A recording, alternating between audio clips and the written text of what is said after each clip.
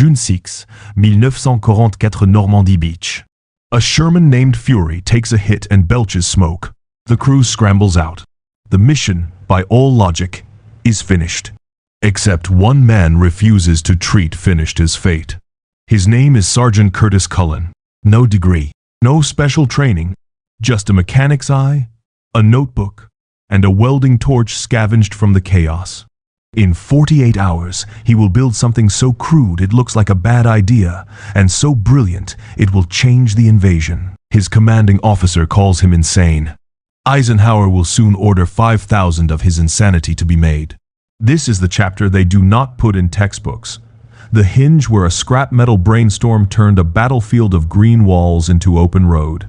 One broken tank, one mad mechanic, and a fix so simple it embarrassed the complicated plans.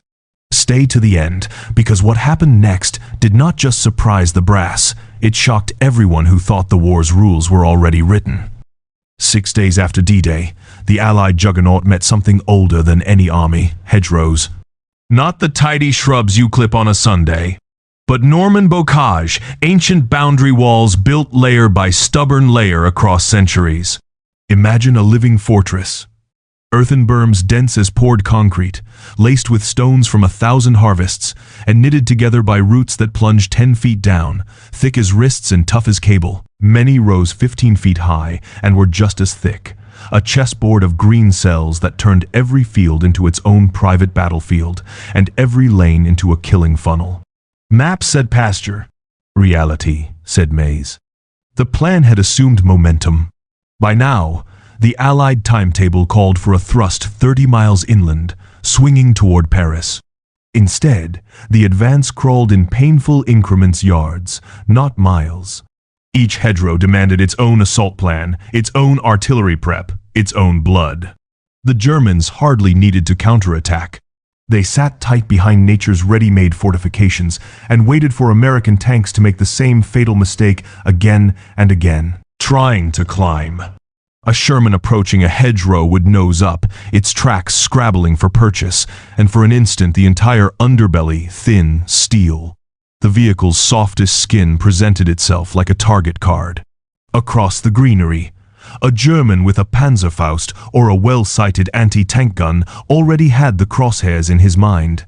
One shot, one bloom of orange, one tank silenced. Over and over with terrible regularity. Sergeant Curtis Cullen watched this rhythm of destruction, the way a mechanic watches a misaligned machine chew itself apart. He saw turrets pop hatches a heartbeat too late, crewmen crawl out blackened and coughing, medics sprinting with morphine and bandages already used up by noon. The morgue detail boys who had come ashore believing they would be drivers, clerks, radio men worked overtime because the hedgerows did not care about plans. The bocage did not shout, did not maneuver, did not even move. It simply forced tanks into bad geometry, and geometry killed. Inside command tents, the language got quieter and more worried. Difficult terrain hardened into operational halt. Colonels' briefings, stuffed with arrows and timetables, turned into hard questions about fuel, ammunition, and how many more Shermans could be spared to make the same fatal attempt one field over. Infantry officers complained that even success felt like failure. Taking one cell of the maze often meant earning the privilege of dying in front of the next one. The Germans did not need more panzers. They needed patience and clear lines of fire at belly armor. Cullen was not a strategist. He was not an engineer with a drafting table and a badge from an ordnance lab. Before the war, he tuned trucks and straightened bent frames in New Jersey. But machines speak a universal language if you are willing to listen. He understood leverage and force paths. The difference between bite and slide. The way pressure travels through metal and dirt. Watching yet another Sherman stall halfway up a hedgerow and then bloom into flame. Something clicked with the finality of a ratchet. The problem was not the Germans' weapons or the tank's courage. The problem was the choice of over lifted the nose and showed the belly. Over turned frontal armor into a decorative plate. Over was a question the hedgerow answered with fire. What if the tank did not go over? What if it went through? Ground level. Head on. Keep the nose down. Keep the thick glacis to the enemy. and turn that 30 tons into a horizontal argument, the hedgerow could not win. But talking through meant more than raw horsepower. The bocage was not just dirt.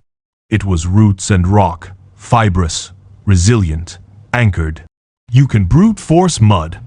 You do not brute force centuries of growth without teeth. Cullen began to sketch. Not blueprints. He was not precious about strategies, but the kind of dirty, smudged diagrams that come from interrogating a problem with a pencil. Prongs that would bite low. Spacing that would rip wide. Angles that would drive force into cutting rather than climbing. Around him, the barracks ran on the gallows humor of men who'd seen too much in too few days. "Cullen's gonna doodle the war to death," someone joked. Not unkindly. Another said the brass had already thrown all the smart solutions at the hedgerows. Explosive charges, bulldozer blades, fancy attachments, and nothing stuck. What made a sergeant with a torch think he could outthink 1,000 colonels? Cullen did not argue. He would spent a lifetime being underestimated because grease stained his hands. People forget that hands like that know how to think. Every stripped bolt is a problem in materials science. Every seized engine is a curriculum in airflow, heat, and patience. The bocage, he decided, was not an obstacle, so much as a stubborn assembly, and stubborn assemblies can be persuaded if you find the right leverage.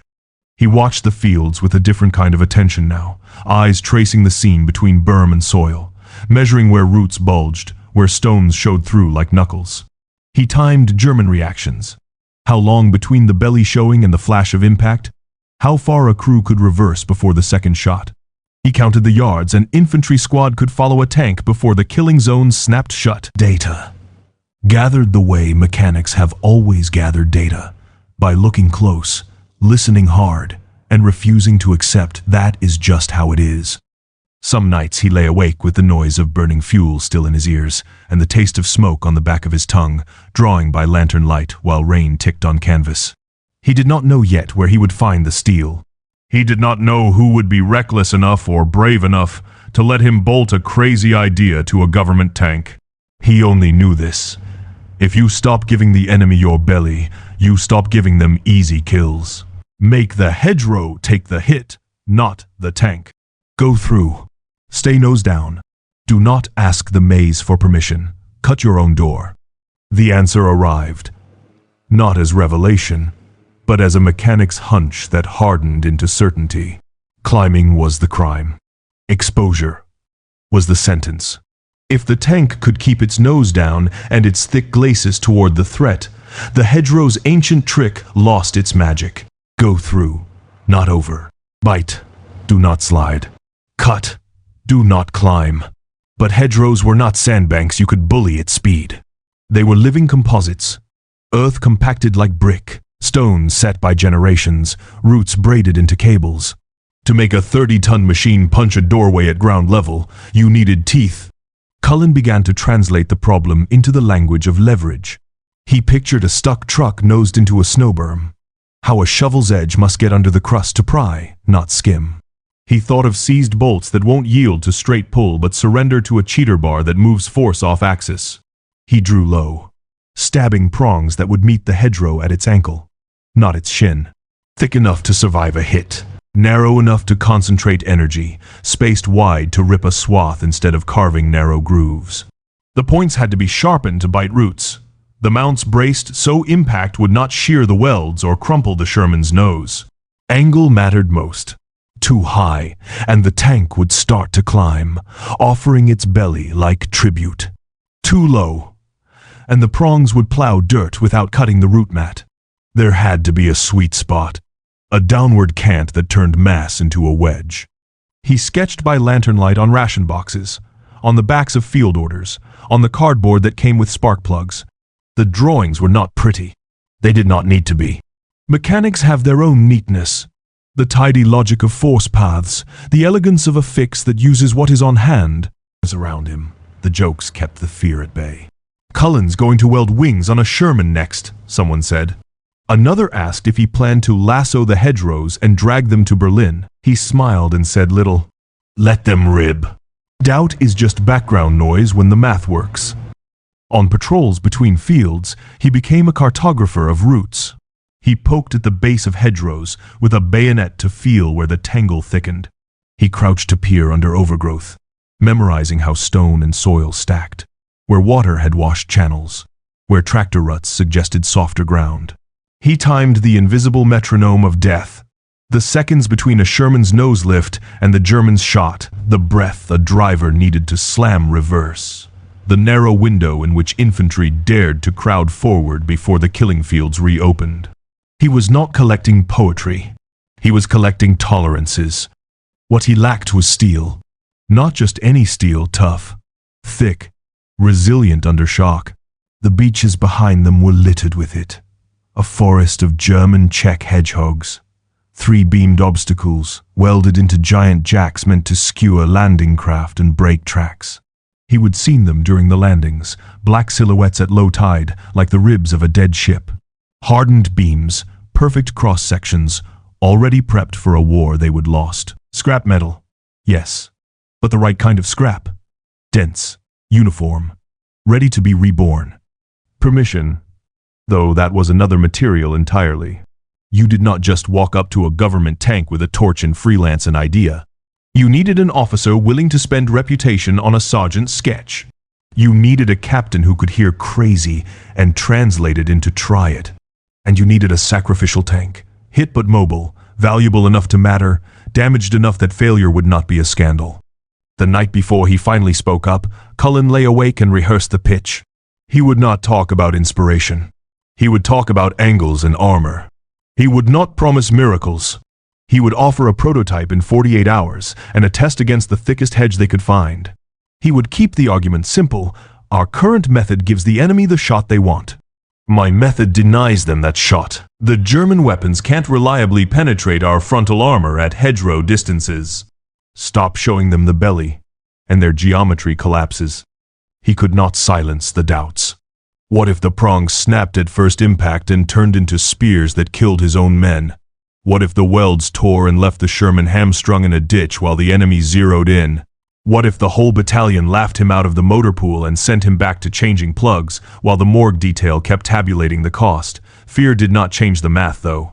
And fear had already had its turn. That morning, grease under his nails and notebook in his pocket, Cullen walked to Captain Samuel Morrison's command post. The captain was the kind of officer who looked straight at problems, even when they looked back. Maps were pinned to the canvas walls with knives. Coffee steamed in a battered tin. Outside, the rain had washed the fields into a flat gray, the hedgerows darker lines like the ribs of a great animal. "Sir," Cullen said, saluting, "I have a way to take hedgerows head-on without exposing belly armor. I will need a damaged Sherman, access to the beach, obstacles, and a welding crew. Give me 2 days. If it does not work, you can court-martial me. If it does, we stop dying the same way." Morrison stared as if weighing the weight of each word, then leaned back slowly, eyes narrowing at the sketch Cullen laid on the crate between them. 4 prongs, low and canted, angles marked, reinforcements sketched, force lines penciled like arrows in a storm. The captain let the silence stretch. Outside, a tank clanked by, its crew faces hollow with sleep. Inside, the only sound was the soft tap of rain on canvas and the tiny hiss of the coffee cooling. "Sergeant," Morrison said at last, voice even, "what you are proposing is insane." Cullen nodded. "Yes, sir, but climbing is insane too."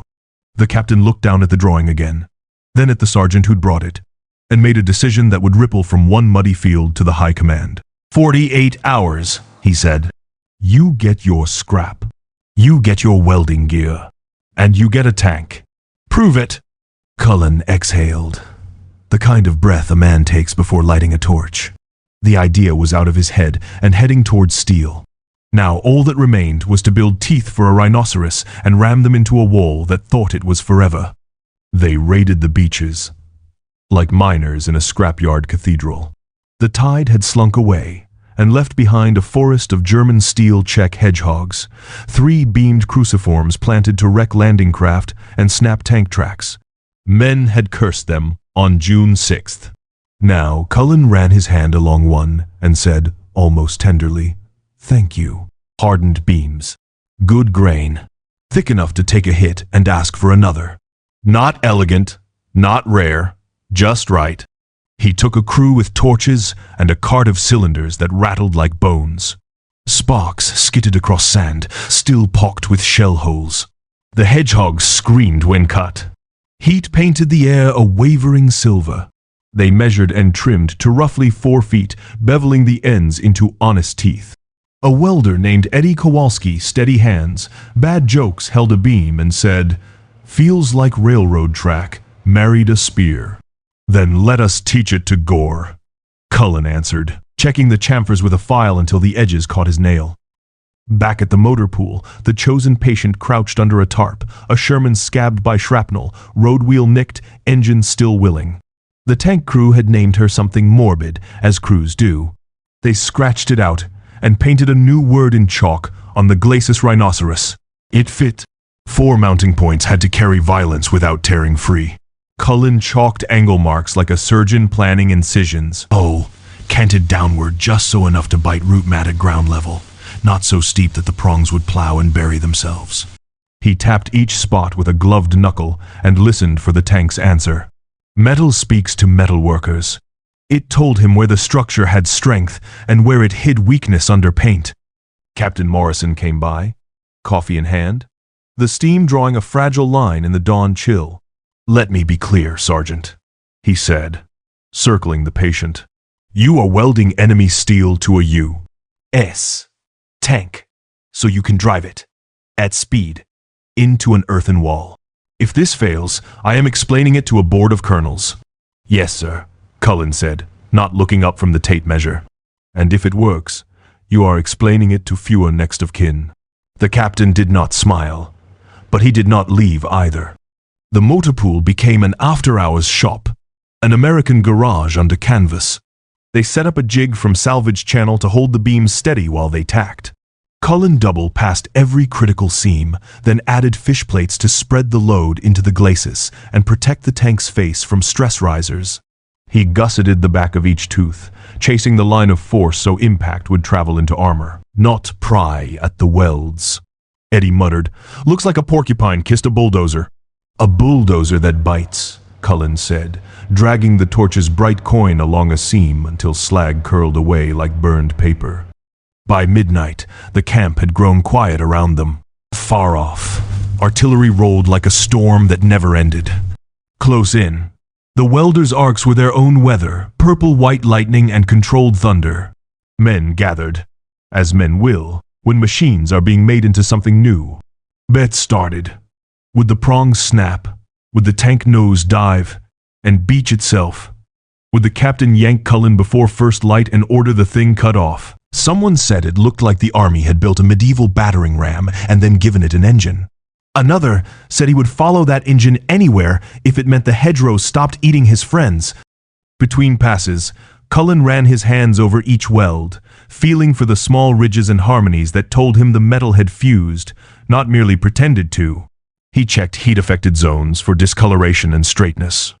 He measured the spacing one more time, wide enough to rip a broad mouth in the hedgerow, not so wide that stones could wedge and jam.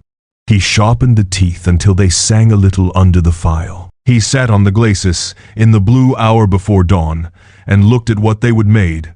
Not pretty, not design lab clean, honest, purpose-built. 4 tusks thrusting from a tank's face like a prehistoric beast that had learned a modern trick. Kowalski, mask tipped up, asked the question everyone had been nursing. "Sarge, you really think first hit does not tear her to pieces?" Cullen considered the angles in his head as if listening to an invisible metronome. "Physics says no. The force goes into the roots and stone, not up. Nose stays down. Armor stays forward. Something will give, and it won't be the steel we just married to this hull." He did not add the rest, that even good math bends under bad luck, that metal hides surprises, that war takes its tax in ways you can't forecast. Being at gray light, they rolled the rhinoceros out. The prongs glinted wet from wiped-down oil. A corporal from supply jogged up with a crate, spare rods, extra mass glass, chalk. Morrison came again. this time with a major from division whose boots were too clean for this hour. The major walked a slow circle, reached out, and rapped a knuckle on one prong. "If this works," he said, "you will be the smartest lunatic in France." "If it does not," Morrison answered, "I never met him." Cullen climbed to the hull and tightened the last bolts on the reinforcement plates. He checked the brackets, the seam transitions, the bite of the bevels. He chalked a line at the base of the hedgerow they would chosen for the trial later that morning.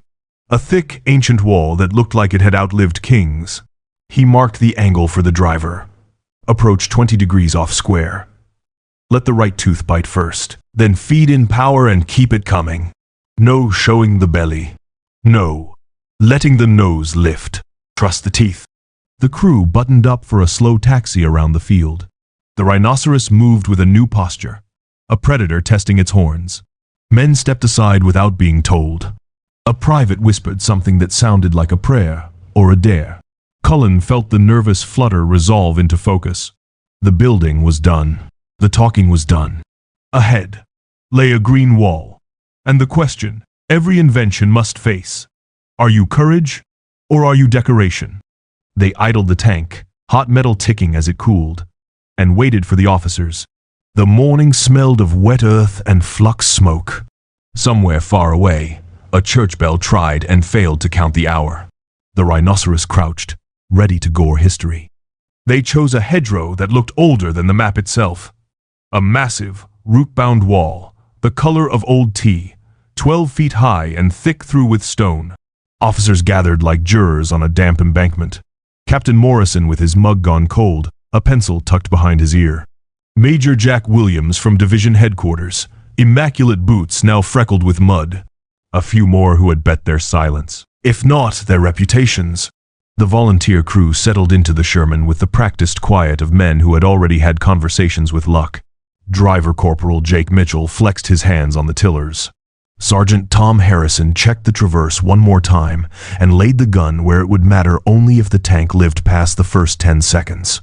Loader Danny Chen slapped the breech, closed and grinned, because grinning is sometimes the only way to ask a god for mercy.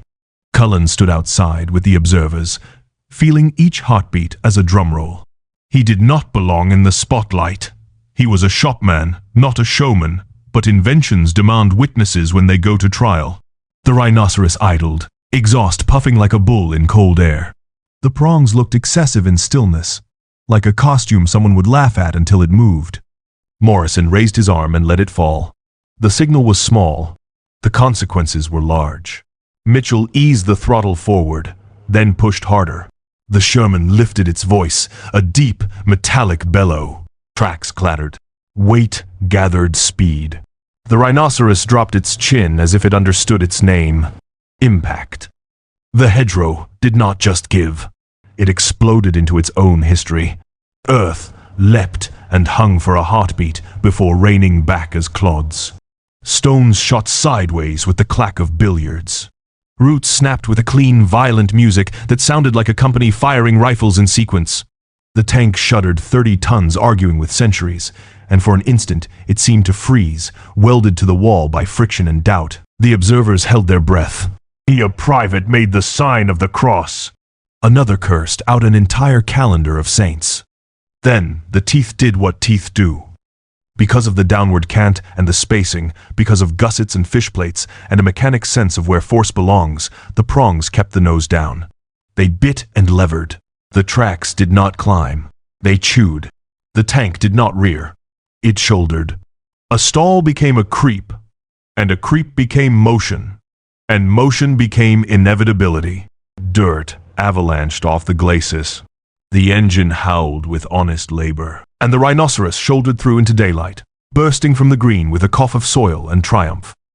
For a second, there was silence, the kind that follows a ghost finally proving itself real. Then noise, laughter, shouts, the strange high yips soldiers make when fear unclenches. Hatches popped. Chen's helmet appeared first, cocked at an angle, his face smeared with dust and smiling like he had been given back a year he expected to lose. Mitchell thumped the hull affectionately, as if congratulating an animal that had fetched a very heavy stick. Harrison patted the gun, as a man might pat a dog that had behaved politely even when no one asked it to. Cullen's knees decided to be water, and he let them, bracing a hand against the tank's side with grease still in the lines of his palm. The numbers had been true. The welds had held. The teeth had bitten. The hedgerow, for all its old arrogance, had been made to behave like a door. Major Williams did not smile right away. He walked to the breach, kicked at the raw edges, crouched to run his fingers along the torn root mat, and measured with his eye the width of the cut enough for other vehicles to follow, low enough that no tank's belly would show crossing. He stood and turned to Cullen. "Sergeant," he said, "how many can you build?" Cullen answered, with the honesty of a man who knows both metal and fatigue. "With my current crew and enough hedgehogs, 10 a day if we push. More if we get jigs and trained welders." "Not good enough," Williams said, and Cullen felt the cold grab at his spine until the major's mouth twitched into something like approval. "I will get you 50 welders and all the steel you can burn. I want 100 tanks by week's end. I will also be writing General Bradley before breakfast. If this works in combat, we are done crawling." Morrison clapped Cullen once between the shoulders. "A captain's medal in the language of motor pools. You built a crazy machine," he said, "and I am proud to be the officer who let you." Around them, the soldiers filed through the new mouth in the world, walking the churned soil like tourists at the first gap in a great wall. Cullen did not raise his voice to claim the moment. He touched the leading prong, warm from work, and felt for hairline fractures, for the secret steel keeps. "We have proven it against dirt," he said softly. "Now we have to prove it against men who shoot back." The mood shifted, as moods do when reality taps its watch. The major nodded. He had already marked a position on his map 2 miles east, where German fire had stopped them cold for 3 days. They would go there at dawn. The rhinoceros would go first. Infantry would tuck behind, like a river behind a breaker. The plan was simple because the plan needed to be survivable. Keep the armor forward. Keep the gun ready. Bite. Low. Go through. As the light thinned and orders spread, Cullen stole one last look at the breach. It was not pretty. It did not need to be. It was a proof of concept widened into a promise. The hedgerows had kept their secret for centuries. A sergeant with a torch had just published it. Dawn came in a wet, honest gray, the kind that makes steel look colder and men look older. The rhinoceros crouched at the head of a small column, its welded tusks beaded with drizzle.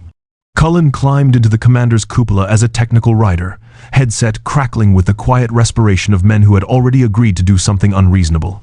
Behind them, riflemen huddled close enough to touch the tank's exhaust shroud, grateful for warmth, grateful for the idea that had finally given them a way through. Orders were plain. Breach the hedgerows that had stopped the battalion for 3 days, keep the nose down, never show the belly, and leave doors behind for the infantry to pour through. No flourish, no speeches, just geometry, steel, and will. "Approach 20 degrees off," Cullen said into the intercom. "Let the right tooth bite first. Throttle smooth, then feed it in. If you feel lift, do not. You feel lift. You are climbing. We cut." Driver Jake Mitchell grunted acknowledgement and rolled them forward. A machine gun nest rattled somewhere beyond the first bank of green. The rhinoceros lowered its chin. Like a bull made of rivets and promise, impact struck through the hull, bone jarring, tooth rattling, and then the tank shouldered, not climbed, its prongs sawing the earth, prying the root mat. Translating tons into a horizontal argument, the hedge could not win. The world went dark green and brown in the periscope, popped to daylight, and Sergeant Tom Harrison fired a single high-explosive round that erased the gun team before their surprise could harden into aim. "Doors open!" Loader Danny Chen shouted, voice tinny in the cans. Next door, same angle. They made doors. One field, then the next. Each time, the tank arrived on the enemy's side, not rearing like a show horse, but crouched and ready. Frontal armor forward, gun laid. German troopers scrambled from positions that had seemed invulnerable yesterday and were not anything of the sort today. The infantry flowed through behind, hugging the tank's wake, seizing ground that had been traded yard by yard, hour by hour. You could feel something unstick. Not destiny, maybe, but the day's momentum, lurching from grind to glide. On the third breach, the radio stuttered a warning from a forward op Panther, partial cover, edge of the next hedgerow. 75. Long gun. A different animal entirely. The Panther's front plate could shrug a Sherman's best shot at most ranges, and its own gun could turn a Sherman to scrap at distances that made men feel small. Mitchell breathed once, slow, as if he could compress fear into a ritual. Options existed. Back out, call artillery and smoke, wait for a flanking platoon. All of them were traditional, and all of them conceded time. Time for the Panther's crew to get comfortable, to triangulate, to make the Americans pay. Cullen had not welded prongs onto a tank to negotiate with old habits. Through, he ordered, and heard his voice as if it belonged to someone who had slept. Angle on. Keep the nose down. We burst with the gun already where he is going to be. No pause. Roger, Mitchell said, and punched courage into throttle. The hedge hit harder than before. The tusk screamed against stone, the hull lurched, and for a terrible heartbeat, the tank seemed to sink into the green like a trapped animal. More power, Cullen snapped. Do not lift. The engine dug for something beneath its own noise, and found it, inch by inch. The rhinoceros levered forward, the prongs ripping roots with report shot cracks. They breached not cleanly, but hard, bursting out at a slight angle, exactly where Harrison had been holding the gun as if he would been aiming through time. To there the Panther was, turret slewing toward them. Crew not yet reconciled to the impossible sight of a Sherman materializing through a hedge at muzzle range. Nose still down, belly hidden. Harrison did not wait for poetry. He put an armor-piercing round into the Panther's side where the plates were thinner, and the German tank shuddered as if insulted by physics. Smoke jetted from the hatches. The turret froze mid-turn. The commander's cap appeared, then the crew's hands, then the crew themselves, blinking, coughing, choosing life as American machine guns stitched a clean perimeter of insistence. Infantry rushed past, faster now, voices raw with a relief they tried to hide. The strong point that had cost 3 days bled out in 2 hours. Machine guns silenced. Mortar pits abandoned. The hedgerows, so imperious yesterday, were suddenly just shrubs with delusions. On the battalion net, voices overlapped runners no longer running because a radio would do. Breach achieved. Armor through. Follow on. Companies moving. I repeat, moving. The first staff car reached them before the smoke had settled. Tires impatient in ruts that had stopped being obstacles 5 breaches back. Captain Morrison climbed out with his helmet, pushed back and eyes that would not quite smile yet. Behind him, Major Williams held a folded field message in 2 fingers, the way a man holds a verdict. Division reports received, he said to Cullen without preamble. I briefed them after yesterday's test. Today gave them their Exhibit A. He tapped the paper. General Bradley wants cutters on every Sherman we can touch. The number is 5,000. He wants them now. Cullen blinked. Not at the magnitude, but at the speed with which an idea becomes an order, becomes a factory. I will need welders. Sir. Jigs. Steel. Every hedgehog on the beach.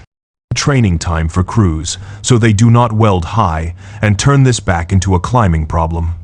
You will have them, William said, and you won't be staying in this tank. You are attached to a modification program, effective immediately. We will argue rank and ribbons later. Today you get a jeep, a stack of requisitions, and a map full of depots.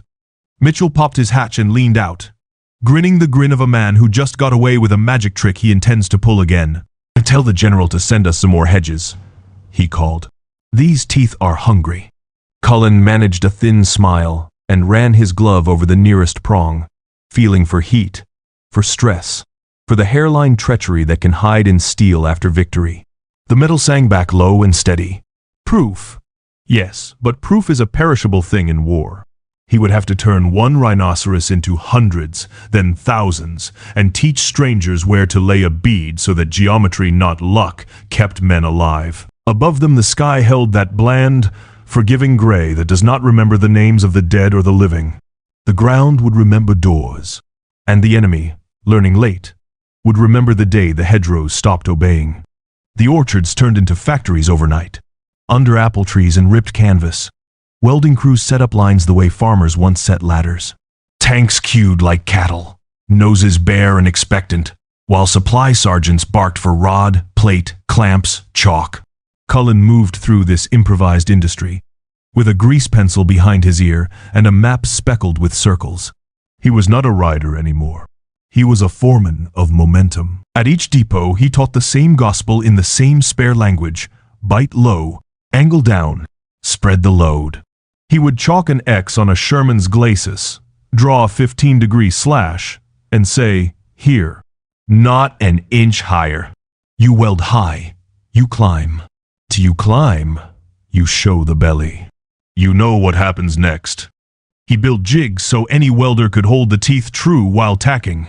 He added fish plates shaped like broad leaves to draw impact into the armor instead of prying at a seam. He wrote a one-page how not to die and pinned it to tool boards. Double pass critical seams, bevel to sharp, check heat discoloration, test fit against a practice berm before combat. He appointed Eddie Kowalski as a roving inspector with the foul mouth of a saint, empowered to make even lieutenants cut and redo a bad bead. "We are not building ornaments," Eddie would say, tapping a too pretty weld with his chipping hammer. "We are building doors. Ideas. Bread ideas." A crew from 3rd Armored came in dusty and proud with a tweak, a simple springy scraper between the teeth to flick compacted dirt and roots away as the tank moved, borrowing a trick from farm harrows. Another unit added a 5th, short center tooth to keep the tank from yawing when it hit a knot of rock. Some sharpened serrations into the prongs and swore they cut the root mat cleaner. Others welded small reinforcement shields where small arms fire had pecked at weld toes during breaches. Cullen blessed the good changes, killed the bad, and kept a little notebook of field cleverness that would have made an engineer's journal look timid. The Germans adjusted. At first, their after-action notes captured later read like bewilderment. Enemy armor now passes through hedgerows without exposing vulnerable areas. Then mines appeared at hedgerow bases, cleverly hidden. Anti-tank guns tucked at oblique angles to catch anything that emerged too predictably. Fake hedgerows that were really ambush boxes with pre-aimed fire. But the physics still favored frontal armor and speed through. Crews drilled the counter to the counter, recon by fire. Infantry feelers burst through at an angle. Never paused to admire the problem. The cutters were not magic, but they were reliable in the hands of men who treated them like a tool, not a talisman. Beyond bocage, the teeth found new appetites. In towns, Shermans shouldered through brick walls and timber barricades without exposing their bellies in the gaps, shock tactics that emptied nests before they had time to harden. At riverbanks, prongs bit into mud and gave that critical first purchase when tracks wanted to spin. In winter, they bullied drifts into trenches for following trucks. During the bulge, a column used cutters like hooked palms to shove a dead German tank out of a narrow road. A staff report phrased it politely, but the truth was simple. Doors again, this time through metal. Not every story ended clean. Prongs snapped when crews tried to lever concrete pillboxes like they were hedges. A few welds failed where someone chased speed and ignored bevels. In fog and slant light, silhouettes fooled friendly eyes. A prong Sherman could look like something it was not, and trigger fingers have their own weather. Cullen hated those reports more than he loved the medals they tried to press on him. He rewrote the training page and added a brief sermon at the top. "This is a cutter, not a ram. Don't use it wrong. It will punish you. You'll use it right. It will save you." The more they succeeded, the more another problem surfaced. Logistics. When armor that once measured gains in hedgerows began to measure in miles, fuel forecasts went soft, and ammo drops went late. Lines of supply, designed for a crawl, had to sprint. Cullen found himself explaining to quartermasters that his teeth were only as good as the gasoline and 75mm rounds that followed them. "I made tanks hungrier," he said in a tent where maps looked tired. "You will need to feed them sooner." New shuttle runs spun up. Engineers threw bridges faster. The machine of war adjusted its own gearing. He tried, in quiet minutes, to adjust his own. Chaplain O'Brien found him once behind a depot, sitting on an empty crate, hands slack, eyes on a hedgehog waiting its second life. "Father," Cullen said, without preamble, "my cutters make us better at killing." The chaplain took the kindest kind of breath. "They make you better at reaching men who are dying in front of those hedgerows," he answered. "They shorten the work. Short work saves lives. You designed a door. What a commander does with the room beyond it, that is on command. But the door leads into someone," Cullen said. "It does," O'Brien allowed. "And sometimes it leads out. For your men. You gave them a way out." General Omar Bradley came through a field shop one afternoon and watched Cullen teach a kid from Kansas how to set the angle by feel, not ruler press. Listen, adjust. Bradley's praise was warm, but brief. A general who understood that compliments are a luxury fuel. He signed papers that made promotions happen, and then left them to their smoke and lightning. Ribbons pinned to Cullen's jacket felt like someone else's shirt. He wore them because men he respected told him to, and because some of the boys smiled when they saw them, as if proof of brains could weigh as much as proof of bravery. By late summer and into fall, so many Shermans wore teeth that new arrivals from stateside plants came with attachment points already baked into their faces. The field fix becoming doctrine, the hack becoming hardware. That is how you know an idea has truly won. It stops being an idea at all and becomes background. The hedgerows were not gone, but they were demoted, no longer kings, just furniture. On a night when the air smelled of cut wire and damp grain, Cullen walked a line of sleeping tanks and touched each prong in turn, a mechanic's benediction. The metal was cool, the angles all the same, the welds clean. He thought of the first crude set, slag, ugly and honest, and felt an ache like pride's quieter cousin relief. In the end, the cutters were simple. Simple is hard. Simple is the sum of failures you refused and details you refused to ignore. Tomorrow, the tanks would make more doors, and men would go through them. The war would keep its own books. The doors would be there, and that would have to be enough. Victory in Europe arrived on May 8, 1945, with church bells and mess kit toasts and a silence that felt like a hole after thunder. In a small German town, Cullen watched soldiers dance on cobbles, still dusty with the day's work. Reports would later say the cutters shortened the Normandy campaign by weeks, maybe months, and that the time saved rippled forward, faster crossings, quicker liberations, fewer names on letters home. Generals put it simply for the record. Eisenhower called the device one of the war's most significant battlefield innovations. Bradley sent word that medals were due, the Legion of Merit, the Bronze Star, a field promotion to carry the new responsibility his idea had created. The citation spoke in clean language about initiative under combat conditions and material contribution to operations. In the margins, men who had lived behind hedgerows wrote other citations with their lives. Fewer burns, fewer funerals, fewer seconds to die in. And yet, celebration has its own gravity. When the noise faded, Cullen felt the quiet press down. The hedgerows, the problem that had filled his eyes and his hands, were already receding into a story the army would tell to explain why it moved when it moved. Success does that. It dissolves the very memory of the obstacle. By the time factories back home welded attachment points into new Shermans as a matter of course, the fix had become furniture. A generation of tankers would grow up assuming teeth were normal. Hedgerows were just terrain, and doors had always been part of fields. He went home to New Jersey late that year, where engines wanted spark and timing, not sermons. People brought him trucks with cracked heads and cars that missed under load. He straightened frames, tuned carburetors, and said little about Europe. When a neighbor asked what he did in the war, he would say, fix tanks, and leave the rest where it had happened. Medals lived in a drawer. The torch hung on a pegboard. He liked the way peacetime machinery tells you exactly what is wrong if you listen. Friends told him to be proud.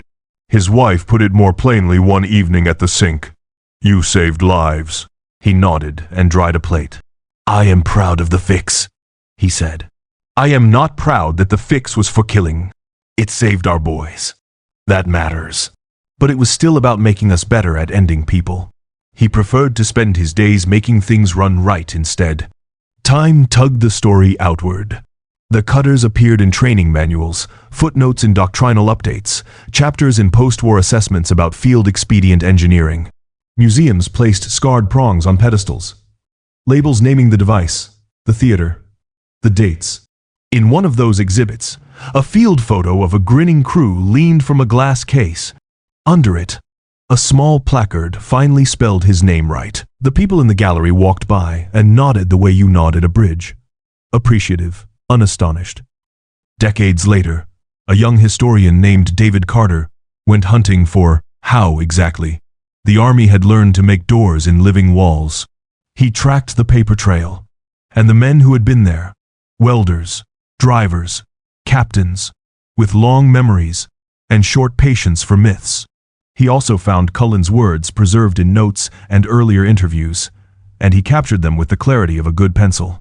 "I was not special," the sergeant had said when asked to explain genius. "I was just a guy who knew how machines worked and saw a problem that needed solving. The special part was that the army gave me a chance to try."